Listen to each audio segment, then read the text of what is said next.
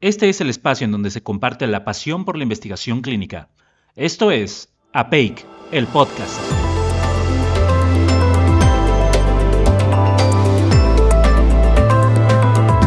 Los comentarios y opiniones expresados en este podcast, ya sea por el conductor o por nuestros invitados, son de exclusiva responsabilidad de quien los emite y no necesariamente representan la postura de APEIC o de las organizaciones donde nuestros invitados trabajen.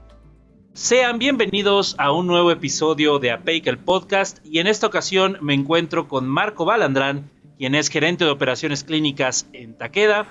Marco, para mí es un gusto tenerte por aquí. ¿Cómo te encuentras el día de hoy? Muy bien, Diego, muchas gracias. El gusto es mío. La verdad es que es un gran foro. Para nosotros es un gusto tenerte aquí también, Marco. El día de hoy vamos a platicar acerca de un tema muy interesante, pero pues como ya es tradición en este podcast, comenzamos primero con tu historia, más o menos que nos cuentes cómo fue que llegaste a este mundo de investigación clínica, qué estudiaste, cómo fue que el que te llevó el camino, ¿no? a este mundo tan interesante que es de la investigación clínica. Pues Marco, adelante, cuéntanos un poquito de cómo fue que llegaste al mundo de la investigación clínica. Muchas gracias, Diego. La realidad es que yo creo que me podría catalogar como una de esas personas que llegó al mundo de la investigación clínica más por casualidad que de manera propicia o tratándolo de buscar. Yo soy un QFB de formación, soy egresado de la Facultad de Química y realmente mi primera experiencia fue porque encontré un lugar que estaba cerca de donde estaba terminando mi tesis de licenciatura y justamente me daban los tiempos perfectos para tener una primera experiencia, dar la oportunidad al trabajo administrativo, porque inicialmente yo estaba un poco más enfocado hacia la parte de producción, planta, desarrollo farmacéutico y tratar de entender cómo podrían funcionar a lo mejor otras actividades. Finalmente te puedo decir que la primera vez que leí la guía de buenas prácticas clínicas no entendí más allá de un 2 o 3% de la información, porque realmente eran conceptos que no estaba familiarizado, pero ver cómo funciona un sitio de investigación te da una perspectiva de lo interesante que puede ser y las interacciones con los pacientes que pueden existir. Idealmente en la primera experiencia no quedé tan enganchado y todavía tenía como pues esa posibilidad o ese gusanito que pudiéramos tener algunos recién egresados de pues tener como las oportunidades abiertas o las opciones abiertas, y en la siguiente experiencia que pude tener fue a través de un tercero autorizado, donde podía seguir teniendo contacto con la parte clínica, donde también tenía contacto con la parte de calidad, con la parte de control analítico, pero el foco era la parte de investigación. Y conforme fui entendiendo un poco más de cómo funciona un estudio clínico, más me fui enamorando y más fui confirmando de que realmente era mi camino, porque realmente hacer investigación siempre fue una de mis pasiones desde muy joven. Me la pasaba en los laboratorios tratando de aportar, ayudar, entender a muchos de los investigadores consolidados en las universidades, siempre que tenía oportunidad. Y ya después entendí que parte de mi vocación es hacia la parte de gestión de proyectos, de entender cómo es que se pueden conjuntar los recursos, el tiempo y las necesidades para realmente conseguir objetivos importantes. Y pues bueno, después de algunos años de experiencia, pues heme aquí, o sea, realmente encontré un lugar en el que me siento feliz trabajando, en el que siento que realmente puedo aportar, en el que muchas de mis necesidades profesionales y personales se ven satisfechas y pues me siento muy realizado. Fíjate qué curioso, porque esto que dices que eres una de las personas que llegó por casualidad, pues fíjate que empiezo a creer que esa es la regla, más allá de la excepción en esto de la investigación clínica, porque no recuerdo, es más, ni siquiera recuerdo a una persona que me haya dicho, la verdad, Diego, yo desde que entré a la carrera quise meterme al mundo de la investigación clínica, como que me llamaba la atención. Creo que muchos nos dimos cuenta que o sea, sabíamos que existía, ¿no? Porque pues lo vemos en las clases en algún punto. Yo también soy QFB, ¿no? Somos colegas ahí también en la Facultad de Química, estudié QFB. Entonces en algún momento lo llegamos a ver, por supuesto, fase 1, fase 2, fase 3, la fase 4, pero no tenemos como que la idea de, yo podría trabajar en eso, ¿sabes? Como que todos tenemos muy a la vista el mundo farma, ahí las farmacéuticas más grandes como que en mente, o la parte de producción, ¿no? En calidad o en planta, en laboratorios de análisis químico, pero la investigación clínica no es algo que esté en la mente de las personas que estudian alguna ciencia de la salud, inclusive de los médicos, ¿no? O sea, no es algo que esté ahí como un objetivo claro. Y esto es curioso también, ahorita que me dijiste que estuviste también en laboratorios, o sea, fuiste de los que se metían a estancias cortas, andar ahí checando diferentes experimentos y cosas así, ¿no? Es correcto, sí, todas las vacaciones siempre tenía algo que hacer y pasé por todos los tipos, desde analíticas, bioquímicas, básicas, farmacología, o sea, me gustaba, exploraba y creo que me ayudó mucho para cuando salí. Y a lo mejor si no hubiese conocido este mundo, posiblemente me hubiese dedicado a la parte de investigación básica, pero realmente creo que es un mundo que es tan complejo que me terminó enamorando. Sí, y que nunca lo había pensado realmente, o sea, yo también, a mí me gustaba mucho la parte de laboratorios y creo que muchos tenemos esa espinita, ¿no? De salir y dedicarte o sea, con tu bata y tu pipeta haciendo experimentos todo el día.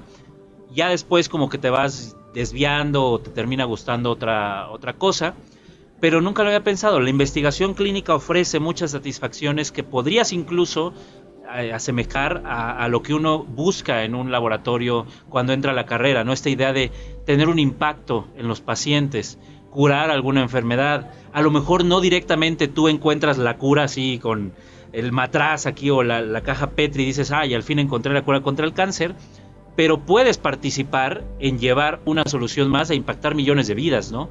Entonces creo que es una forma de impactar. Sí, coincido totalmente, o sea, finalmente yo creo que en el mundo de investigación clínica es cuando más te das cuenta, o es de los lugares donde más te das cuenta que entre más sabes, más grande es lo que desconoces en cuanto a la cantidad y te das cuenta de que hay un mundo de personas atrás de un nuevo medicamento. Sí, definitivamente.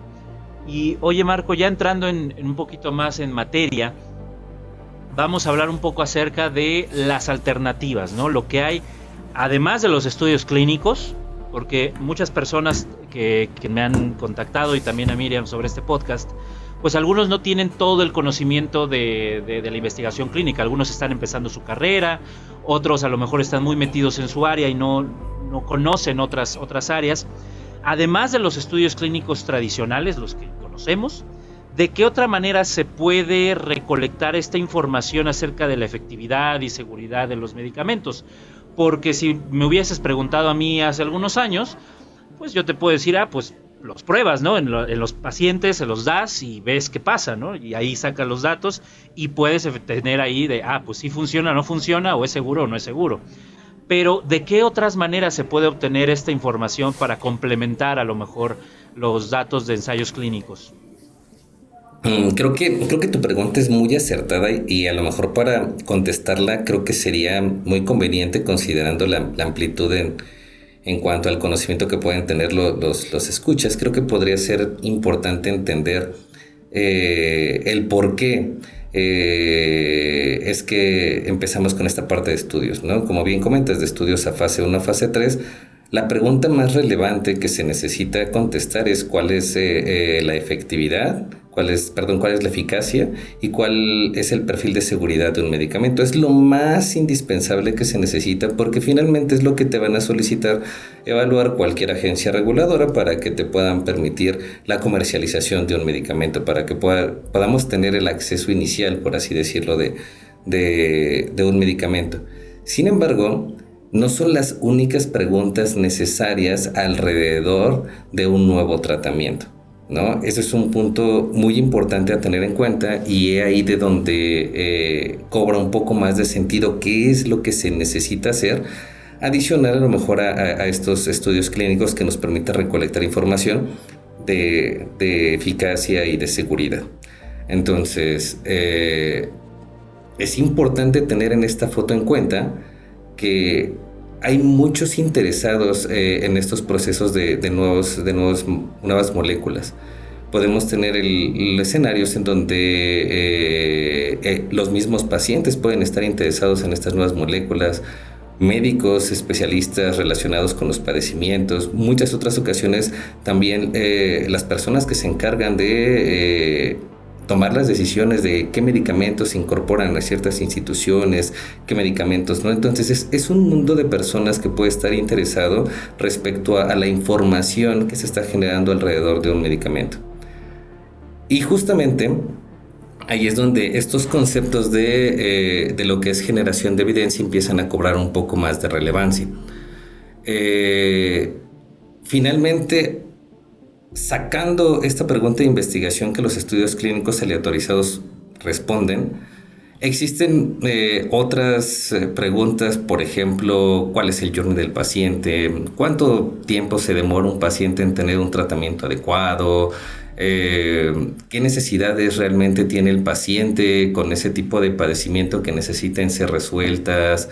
¿Cuál realmente es la epidemiología general o específica de una región, de un país? ¿Cómo es que puede estar impactando en la carga administrativa de los hospitales o en la carga económica? ¿Cuánto realmente puede representar de un impacto presupuestario para una institución? Entonces, hay muchas preguntas que necesitan ser contestadas, que pueden ser antes de que el medicamento esté a la venta o pueden ser después de que el medicamento esté a la venta, de cuál realmente es la adherencia que están teniendo los pacientes, más considerando que pues existen algunos medicamentos que pueden tener algunos eventos adversos que tengan intermitencias en cuanto a la duración del tratamiento, la forma en la que se está administrando, y que en el balance riesgo-beneficio para cada paciente pues es algo que es esperado, que puede ser normal y que justamente se tiene que monitorear. Podemos seguir recolectando información de seguridad en una población más grande, tomando como base que estos estudios aleatorizados son estudios que son muy ad hoc para la necesidad que estamos presentando. Entonces, justamente regresando a esta necesidad de eficacia y de seguridad y de poder tener una robustez lo suficientemente significativa para poder presentar una evidencia contundente respecto a que sí funciona y es seguro, se incluyen muchos criterios que hacen que tengamos una muestra de pacientes que no puede representar al resto de la población de manera general. ¿A qué voy con esto? Existen algunos criterios que se llaman de inclusión o exclusión, que justamente hacen un filtrado en este tipo de estudios, y a lo mejor estamos colocando algunos para que podamos tener una muestra bien estandarizada, para evitar variabilidad estadística y que podamos tener a lo mejor algún error en la toma, en la comprobación de la hipótesis. Podemos meter algunos criterios que tienen que ver con la parte de seguridad, en donde no podemos comprometer cierto tipo de población considerando el mecanismo de acción de cada medicamento. Entonces, cuando ya nos vamos a poblaciones más grandes, cuando ya nos vamos a que el medicamento fue puesto a disposición de manera comercial, justamente podemos recolectar información de poblaciones que puede que no hayan sido consideradas dentro de la muestra, por así decirlo, de estos estudios aleatorizados, y que nos permitan tener mucha más información del perfil de seguridad o hasta del perfil de eficacia, y que en este caso ya se llama efectividad, una vez que ya está puesto el medicamento a la venta y que queremos entender cómo es que funciona ese medicamento en algo que se le llama vida real, en el uso cotidiano que se le está dando por los médicos cuando son administrados a los pacientes. Entonces hay un bagaje muy grande de preguntas de investigación que permanecen, y justamente ahí es donde este tipo de estudios de generación de evidencia cobra un gran sentido y complementa esta pregunta obligatoria inicial que todas las agencias regulatorias tienen. Sí, y es muy importante ciertamente, ¿no? Porque muchos vemos la parte de recolección de evidencia. Esto te lo digo por la experiencia, ¿no? De que la tengo casi fresca, ¿no? Tiene mucho que salir de la facultad. Lo vemos hasta que terminan los ensayos clínicos, y de ahí se dice así como de, pues bueno, ya se está vendiendo, pues muchas gracias, se logró, ¿no? Pero, pues no olvidar, ¿no? Como todo experimento, pues se hace en condiciones controladas, en un mundo ideal, en donde el paciente se va a tomar el medicamento a sus horas, acompañado del alimento que debe de ser, y pues a lo mejor no combinado con otras sustancias que no sean recomendadas, ¿no? Pero una vez saliendo, efectivamente, ¿qué va a suceder, no? ¿Cómo se va a comportar ya estando afuera? cuando se tomen a lo mejor 2 dosis seguidas, porque ayer no me lo tomé, entonces hoy me tomo 2, para compensar más o menos la dosis de ayer, o no desayuné y pues me lo tomé así. Entonces sí que es muy importante ciertamente esto y relevante, ¿no? Sí, tienes toda la razón en ese sentido. Y justamente en los últimos años ha estado cobrando mucha relevancia. De hecho, los estudios observacionales, que son estos complementarios a los estudios randomizados, han existido desde hace muchísimos años.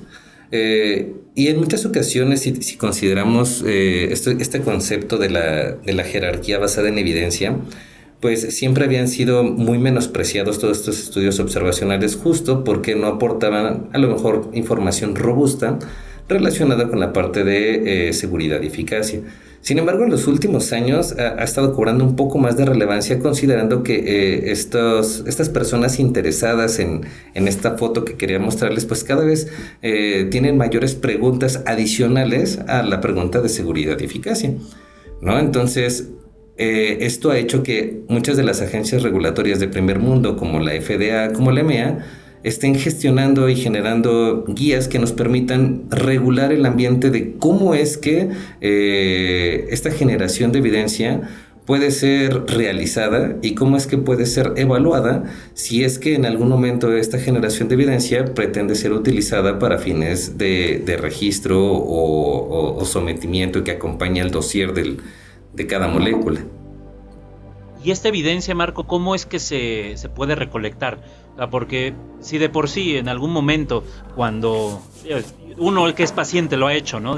Haces una cita con el médico y de repente es como, no puedo ir, se cancela, la paso para la semana siguiente. Entonces, si de por sí uno cuando está teniendo algún tratamiento o algo, a veces se le va y pierde contacto con el médico, ¿cómo es que se pueden hacer esta recopilación de evidencia en el mundo real? Tomando en cuenta esto, ¿no? Que ya no es tan fácil tener al paciente y sacar el dato. Fíjate que justo has dado al clavo de una de las preguntas más interesantes que se aborda en este mundo de la generación de evidencia. Y aquí a lo mejor voy a empezar a utilizar algunos tecnicismos que voy a tratar de ir explicando para que pueda ser un poco más sencillo. Cuando estamos hablando de este tipo de estudios, estamos hablando de estudios de real world evidence o evidencia del mundo real. Y en ese sentido, pues podemos seguir una ruta tradicional, considerando lo que comentaba, que los estudios observacionales no son nuevos, existen desde hace muchos años, y podemos estar buscando hacer recolección primaria de datos, es lo que se denomina. En esta recolección primaria de datos nosotros podemos diseñar un estudio en el cual pongamos criterios de elegibilidad de los pacientes que seguramente van a ser muchísimo más sencillos en comparación con un estudio randomizado, y esto nos va a permitir realizar todos los procesos administrativos, regulatorios, éticos que tengan que suceder para poder tener acceso a la información de los pacientes. En sentido estricto, pues la parte logística, la parte de implementación, tiempos y a veces hasta la parte de costos puede ser muy similar a la de un estudio randomizado.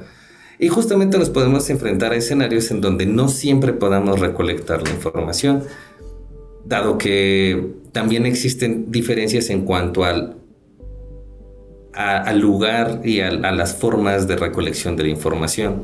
Regularmente un estudio randomizado es un estudio que se le denomina prospectivo. Eso quiere decir que a partir de que nosotros iniciamos el estudio, recolectamos información hacia adelante. Sin embargo, en la parte de los estudios observacionales podemos tener un poco más de diversidad, por así decirlo. Podemos tener estudios en donde directamente del paciente vayamos recolectando la información a partir de que inicia nuestro estudio, pero también podremos tener escenarios en donde a partir de que inicia nuestro estudio busquemos en los registros del paciente, en el expediente electrónico en el expediente o expediente electrónico propiamente, y revisemos qué información puede corresponder a las variables que estamos buscando en nuestro estudio, y de esta manera consolidar las fuentes que son necesarias para este análisis. También podemos tener algunos que son transversales, en donde en algún momento solamente tomamos una foto, por así decirlo, de cómo se encuentra la población en un punto en particular. Entonces podemos tener versatilidad en cuanto a la forma de recolección, de ir hacia atrás o ir hacia adelante. Y también podemos tener una versatilidad que no tengamos que hacer recolección primaria de datos, sino que contemos con fuentes en donde los datos ya estén previamente recolectados, donde de manera rutinaria se estén consolidando bases de datos que regularmente se encuentran anonimizadas para protección de datos personales y que justamente permitan hacer o dar respuesta a preguntas de investigación relacionadas. En este sentido, por ejemplo, aquí es donde empezamos a tener una gran diferencia en cuanto a cómo nos encontramos en las diferentes latitudes. Tenemos escenarios en el primer mundo en donde existen registros de diferentes fuentes que son muy robustos, que tienen cuestiones de calidad bien claras, que nos permiten tener una gran confiabilidad en los datos, desde reclamos, farmacias, expedientes electrónicos, entre muchos otros tipos de registros. Y que los equipos de trabajo, muchos de los investigadores, ya han tenido experiencias dando respuesta a investigación a través de estos recursos. Y podemos tener, por ejemplo, escenarios como en Latinoamérica, en donde muchos de los registros puede que no contengan todas las variables clínicas que pudieran ser relevantes para contestar a lo mejor alguna pregunta de investigación relacionada con el producto o contestarla con suficiente solidez, ¿no? Y justamente es donde parte de la regulación podría estar ayudando un poco más en cuanto a poder impulsar un poco más este tipo de estrategias. Sí, justo lo que te iba a preguntar, porque ahorita que mencionabas que el costo más o menos puede llegar a ser pesado, dije, bueno, entonces estos ensayos clínicos o estos ensayos, esta recolección de datos se financian a través de el sponsor que vendría siendo la industria farma, o puede a lo mejor un centro de investigación hacerlo por su cuenta. También, ahora sí que otra segunda pregunta, ¿no?, sobre ese tema. Hace poco leí, no recuerdo bien en dónde, creo que fue un artículo de opinión, donde mencionaban que el expediente médico no es una herramienta que sea muy utilizada aquí en México, ¿no? Porque viendo, por ejemplo, la serie Doctor House, ¿no?, que llegaban y sacaban aquí el expediente médico y te podía decir que cuando tenía 4 años tuvo una cirugía y le pusieron placas en la cadera, ¿no? Y te daban el número de lote de la placa y eso aquí no es tan común, ¿cierto? O sea, entonces obtener los datos de esa manera debe de ser un poquito más complicado, ¿no? Puede haber muchos datos que no estén registrados. Y por ejemplo, esta base de datos que mencionabas que se utiliza en otros países, pues alguien la tiene que construir, ¿no? No creo que sea, o es el gobierno o es una industria privada, pero si es una industria privada, pues se toma esto de quién va a ser dueño de los datos, quién los va a tener, van a ser gratis, se va a cobrar. Entonces sí, está interesante ese tema, ¿no? Sí, totalmente de acuerdo. Realmente este concepto de cuando utilizas datos que ya están previamente recolectados se le denomina real world data. Y es la parte más económica de poder hacer o generar evidencia, dar preguntas de investigación en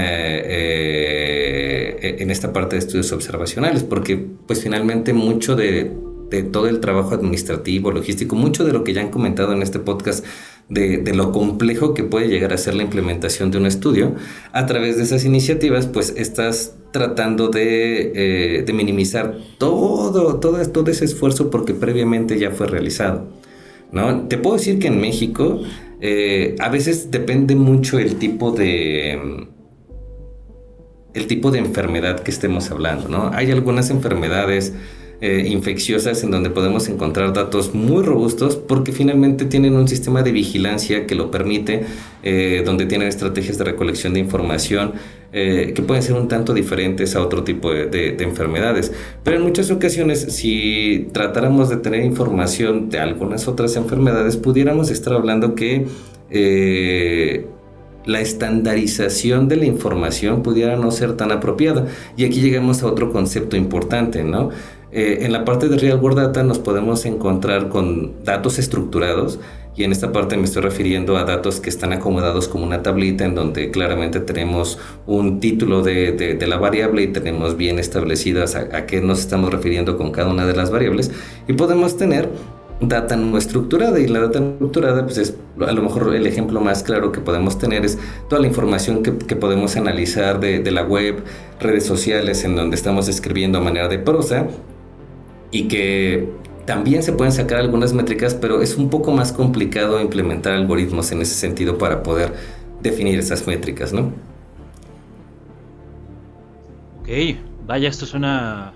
Incluso ya podemos meter temas ahí de inteligencia artificial para la recopilación de estos datos, ¿no? Por lo que entiendo.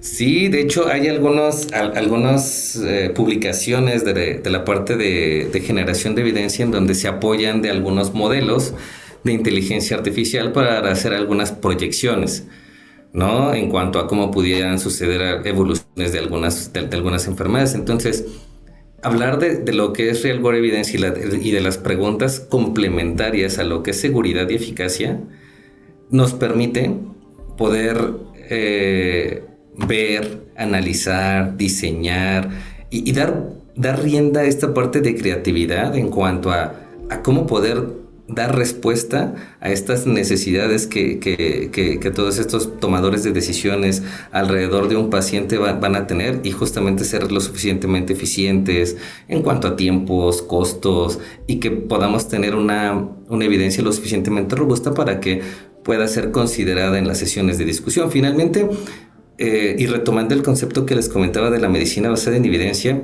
pues actualmente los estudios observacionales y estos estudios de real world evidence cada vez tienen más fuerza, porque justamente de manera conjunta los estudios randomizados lo que nos permiten es que las asociaciones de médicos puedan generar estas guías de práctica clínica y se puedan tener algunos consensos en cuanto a cómo tratar a los pacientes, cómo poder realizar diagnósticos más oportunos, tratamientos más apropiados o medicina más personalizada. De hecho, una de las publicaciones de la Universidad de Michigan, si bien recuerdo, contempla la medicina basada en evidencia con 5 puntos, y el último que están visualizando que sea futuro es cómo se podría integrar la inteligencia artificial en la aplicación personalizada de toda esta información que se está recolectando a través del tiempo. Ay, esto vaya que da lugar a un debate interesante. Antes de hacer otra pregunta que me surgió ahorita, ¿cómo ves a México en estos temas? Porque usualmente cuando se habla, esto sucede en el mundo académico y en todos lados, se dice, se está implementando ahorita, no es lo de moda, evidencia del mundo real.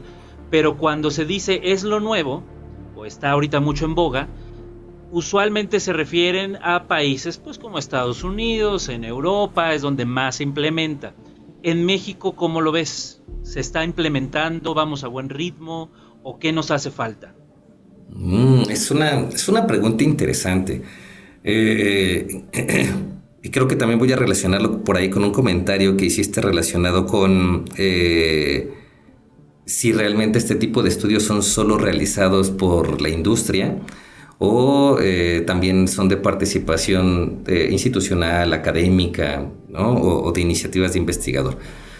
Y justamente, o sea, es la ventaja de la versatilidad en cuanto a formas de recolección, tipos de diseño, tipos de pregunta que puedan existir, y aquí aplica la de dependiendo el sapo la pedrada, ¿no? Entonces habrán preguntas de investigación que puedan resolverse con una estrategia mucho más sencilla, a lo mejor con una revisión sistemática.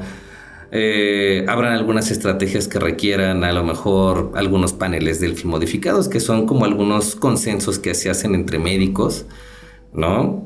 Y justamente coincido contigo. En países como en Estados Unidos, en países como de Europa, está siendo mucho más utilizado. Los médicos se involucran mucho más y los equipos de trabajo son los que lideran muchas de estas iniciativas, porque finalmente no todas están forzosamente vinculadas al 100% con un medicamento en particular, ¿no? Muchas veces hay estudios que tratan de entender la enfermedad per se, y que justamente eso les permita tener mejores decisiones a los médicos, independientemente del tipo de tratamiento que se esté utilizando. En México, no he visto que se esté utilizando con la misma intensidad que se está implementando en estos países de primer mundo. Muchos médicos tienen la intención, eso sí me ha tocado ver, que es parte de lo que les gustaría. Hay instituciones que van consolidando algunos equipos de trabajo para tratar de estar analizando variables. De hecho, uno de los equipos que más me llama la atención es el equipo que está en el Instituto de Nutrición relacionado con la atención de diabetes, porque ellos han permitido generar su clínica de manera integral, de manera en la que puedan dar seguimiento a los registros, de manera en la que puedan mejorar, que puedan investigar cómo es que están haciendo los procesos de atención, por así decirlo, a los pacientes y mejorar los procesos de atención a los pacientes. Entonces, son cuestiones que finalmente vale la pena resaltar en cuanto al contexto mexicano, pero son pocos los equipos de trabajo que tienen ese empoderamiento de poder hacer este tipo de implementaciones. Y muchas ocasiones en países de primer mundo, algo que también ya tienen un poco más avanzado o estudiado es justamente cómo poder vincularse con la industria, ¿no? Finalmente, en estas preguntas complementarias vamos a encontrar puntos de coyuntura en cuanto al interés que pueda tener una industria farmacéutica y el interés que pueda tener una institución o una universidad. Entonces, en ese sentido, creo que los equipos de este tipo de países han podido vincularse mejor, poder tener a lo mejor financiamientos para recursos que están más allá de sus manos y que realmente los proyectos se puedan cristalizar. Y que la pregunta, o más bien la respuesta a estas preguntas de investigación, pues sean en beneficio de todos los involucrados. Entonces creo que eso es parte de lo que también aquí en México pudiéramos estar trabajando un poco más para que se pueda hacer un incremento en cuanto a las necesidades. Digo, retomando un poquito lo que estaba manejando del tipo de preguntas, no va a ser la misma epidemiología a lo mejor que tenemos aquí en México que tenemos en Estados Unidos. Entonces, si bien ya se generó la información de epidemiología en Estados Unidos, pues va a ser diferente a la que tenemos en México. Si lo vemos en cuanto a lo mejor carga de la enfermedad, pues dado que los sistemas de salud son diferentes en Estados Unidos, pues la carga de enfermedad en México también va a ser diferente. Entonces, hay muchas preguntas complementarias que en muchas ocasiones dependen hasta del lugar y del tipo de población en el que se estén resolviendo y donde se puedan implementar estos estudios. Wow, he de confesarte, Marco, que este tema está complejo y es de lo más, como que lo que más me está costando entender de todo lo que, bueno, a lo mejor no de todo, pero sí de varios episodios de los podcasts, ¿sabes? Porque hay como muchas variables. Se evidencia en el mundo real puede ser cualquier cosa, ¿no? Y cómo recopilarlo, y podemos meter aquí temas de inteligencia artificial, de software, de protección de datos. Entonces, qué tema tan interesante, ciertamente. Yo creo que tenía un profesor que cada vez que tocaba un tema de estos decía, podemos dar un diplomado de un semestre nada más con este tema. Y volviendo a esta pregunta anterior, Marco, ¿qué crees que le haga falta o cómo crees que podamos, por ejemplo, a través de asociaciones como lo es APEIC o a lo mejor de algún instituto o a lo mejor de las universidades, ¿qué crees que se necesite para poder ponernos al nivel o al menos para echarle más ganas para estar al nivel en este tema de evidencia del mundo real? ¿Crees que sea capacitación, concientización, que se conozca más del mundo de la investigación clínica y cómo los médicos pueden aportar a esto? ¿O crees que sea recursos o a lo mejor charla para poder obtener facilidades regulatorias? ¿Cuál crees que sea el camino que digas, por aquí podría ser un muy buen inicio? Uy, es una pregunta bien interesante y yo creo que igual de compleja como el tema. Yo creo que a opinión personal, muchas de las instituciones de salud que están dedicadas a hacer investigación como tal, en muchas de las ocasiones me da la impresión que puede que estén saturadas en cuanto a la carga administrativa que tienen, sí, respecto claro, a esta parte un poco más creativa que a veces es necesaria hacer. Entonces creo que no es que los médicos no conozcan, no es que los médicos no quieran, no es que los equipos de trabajo no tuvieran la buena voluntad, simplemente a veces las mismas necesidades en donde un médico tiene un trabajo por la mañana, un trabajo por la tarde, y si eso le sumas la vida personal, pues llega un punto en donde no nos da la vida para resolver. Sería un punto importante, ¿no? Creo que en ese sentido la estrategia sería pues tratar de empezar a diseñar unidades que puedan estar un poco más dedicadas hacia este tipo de enfoque. Creo que hasta cierto punto en muchas de las ocasiones se le ha delegado mucho hacia la parte de la industria farmacéutica, y creo que bien pudieran tener un poco más de empoderamiento si el tiempo les da. Viéndolo desde el punto de vista regulatorio, creo que, pues bueno, no es nuevo que estamos viendo un rezago en México respecto a las regulaciones que estamos teniendo. Digo, me queda claro que estamos tratando de avanzar. Recientemente tenemos las posibilidades de someter de manera electrónica una autorización la solicitud para una autorización de un protocolo clínico. Se está avanzando con tratar de tener una norma que aborde los temas de buenas prácticas clínicas. Sin embargo, pues es algo que muchos de los países en Latinoamérica ya tienen, ¿no? Que los países de primer mundo ya vienen haciendo, y por ejemplo la regulación de la FDA y de la EMEA relacionado a Real World Evidence empezó a tener un auge importante de 2018. Simplemente la última guía que sacaron para manejo de datos, calidad y tomas de decisiones regulatorias de la FDA fue de diciembre del año pasado. Entonces es algo que le están tratando de dar, considerando la relevancia que puede tener, y que en muchas ocasiones puede tener un impacto hasta en nuevas indicaciones de productos, que es algo que ya existe. Puedo contar más de 5 productos que sé que ya han tenido nuevas indicaciones utilizando información del mundo real. Considerando eso, pues justamente se dan a la tarea de regularlo, de poner cuáles son los criterios, cuáles son las necesidades, y creo que es algo que también se podría estar implementando en México en cuanto a tratar primero de colocar regulación que permita diferenciar estudios de la vida real de estudios randomizados, ¿no? Y de ahí, pues justamente tratar de colocar cuáles van a ser nuestros criterios para cuando los queramos utilizar como una evidencia un poco más robusta, para que justamente podamos darle el valor que países de primer mundo como Estados Unidos y los de Europa sí le están dando. Vaya. Sí, no, esto se tendría parte por parte, ¿no? Sí, dedicarle un podcast para responder cada una de las diferentes perspectivas, ¿no?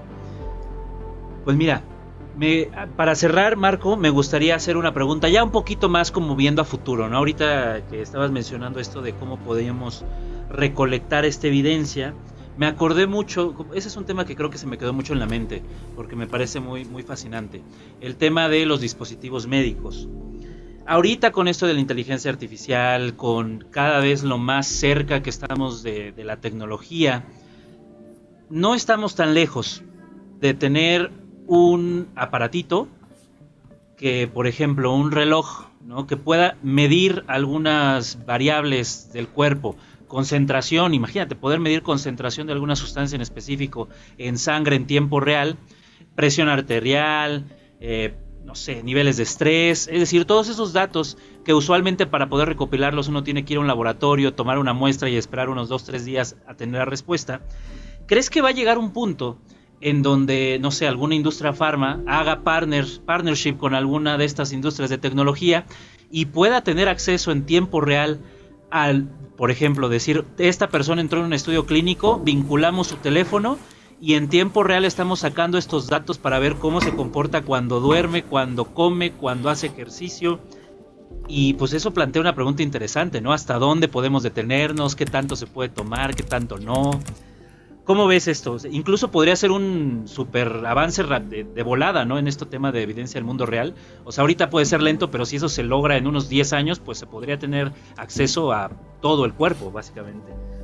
Sí, de hecho, o sea, esto que planteas y que comentas es algo que ya se ha iniciado a explorar.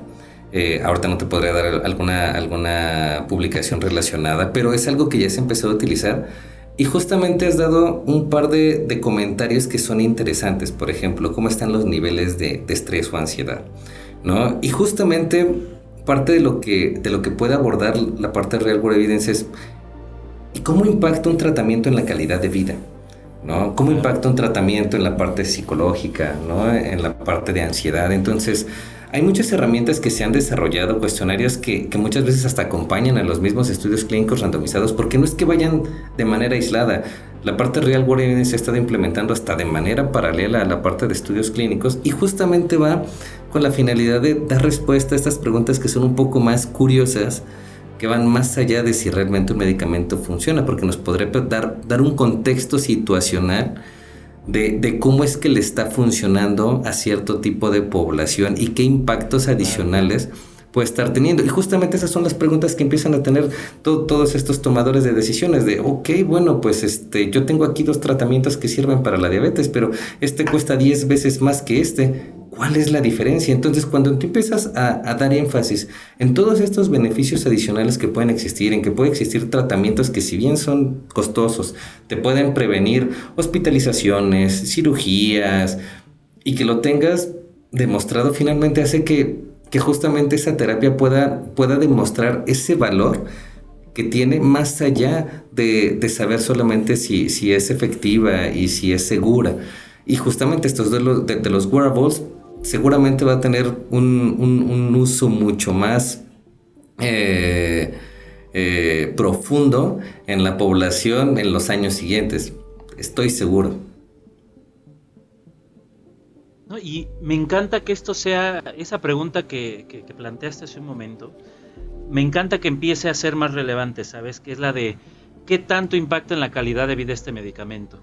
Porque creo que nos hemos enfocado mucho en que, ok, vamos a curar a la persona, vamos a controlar su enfermedad, pero la calidad de vida, ¿cómo va a ser? ¿No? Algo que sucede mucho, sobre todo en pacientes oncológicos. Por ejemplo, antes de tratamientos innovadores, cuando los primeros tratamientos eran las quimios, la clásica quimio, no tan selectiva, pues decías, ok, vamos a extender a lo mejor unos cuantos años más de vida, chance lo curamos, pero ¿cómo va a estar la calidad de vida de este paciente? ¿Va a estar bien? O sea, cuando ya no esté recibiendo su quimio, ¿cómo se va a sentir? ¿Va a estar feliz de que se está tratando? ¿No va a estar feliz? ¿Va a estar mal? O sea, ¿cómo va a impactar ese medicamento más allá de que se cure o no? Porque eso sería interesante preguntarle, ¿no? ¿Qué prefiere usted, no? Curarse en unos 4 años, pero vivir esta etapa tortuosa que a veces está relacionada con la quimio, o pues a lo mejor 2 años, pero con una calidad de vida óptima hasta los últimos momentos, ¿no? Entonces, plantear estas preguntas creo que eso es muy relevante y es algo que deberíamos de empezar a hacer incluso desde la formación, ¿no? Que no solamente nos enfoquemos en sí, ok, se cura el paciente, sino ver más allá, en cómo va a ser su calidad de vida, va a poder seguir saliendo a comer con su familia, tener una vida a gusto, o va a ser diferente, ¿no? A lo mejor un medicamento es un poco más caro, pero la calidad de vida del paciente pues lo vale, ¿no? Sí, totalmente de acuerdo. Y digo, aquí es importante tener en cuenta de que pues no todo es miel sobre hojuelas relacionado con los estudios de la vida real. Finalmente es importante tener en cuenta que todos estos estudios tienen limitaciones. Al ser estudios observacionales tienen limitaciones, al igual que cualquier estudio. Y justamente lo que se ha trabajado mucho es que en las publicaciones científicas, que es donde desembocan este tipo de estudios en su mayoría, que puedan ser lo suficientemente transparentes para que le permitan al lector tener una idea clara y por así decirlo libres de sesgos de lecturas en donde puedan entender todos los posibles conflictos de intereses, todas las limitaciones, todos los sesgos que pudieran estar, todo lo que pudiera estar asociado, que pudiera representar a lo mejor una posible cambio de opinión en cuanto a la percepción que puede tener un lector, tiene que estar siendo declarado en estos manuscritos, y hay guías que se han desarrollado dependiendo del tipo de estudio para que proporcionen toda la información necesaria respecto a los diseños que se utilizan, cómo es que fue planteado el proyecto y cuáles son las limitaciones que tienen para que realmente se pueda integrar esta información con el nivel de robustez que corresponde en cada caso. Sí, claro, como todo, ¿no? En algún momento se puede, si te ves muy laxo, se pueden obtener datos que no son, ¿no? Sí, finalmente, considerando este bagaje creativo y toda la diversidad de estudios que pueden existir, es muy importante declarar siempre las limitaciones para que justamente todos nos podamos hacer una idea propia del valor que puede representar la evidencia que estamos leyendo.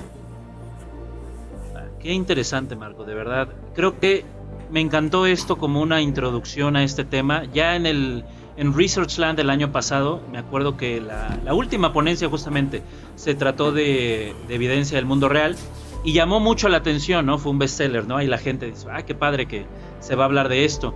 Y definitivamente es un tema muy interesante, muy apasionante, y que, pues, no sé, yo creo que incluso esto se puede llegar a incorporar en algún momento a la formación de profesionales, ¿no? O sea, un curso de evidencia de cómo a lo mejor los conocimientos necesarios para poder implementar algo así en alguna, donde se dedique, ¿no? O en una carrera directamente, en algún puesto que debe de haber, supongo, relacionado con esto de obtención de datos del mundo real. Entonces, no sé, yo creo que va a pintar incluso para muchos otros episodios en donde podamos conseguir, pues, diferentes personas que nos den otra perspectiva, ¿no? De enfocado en datos del mundo real, de perspectiva regulatoria o a lo mejor perspectiva de algún médico que lo haga. Entonces me gustó mucho esto como una introducción a esto del mundo real, Marco. Muchísimas gracias. Pero te digo, creo que podríamos extendernos aquí un diplomado entero de 6 meses con cada uno de estos temas, ¿no? Sí, coincido contigo. La verdad es de que desde que inicié aquí en estudios de Real World Evidence, permanezco en aprendizaje permanente. Sí, me lo imagino. Debe ser un tema en donde todos los días aprendes algo nuevo. Efectivamente. Pues Marco, muchísimas gracias por esta entrevista, de verdad la disfruté muchísimo y pues estás invitado a volver cuando gustes, nada más nos echas un mensajito y los micrófonos están abiertos para recibirte. Muchísimas gracias, Diego, excelente entrevistador. Muchas gracias, Marco. Y pues a todos ustedes nos escuchamos en el siguiente episodio.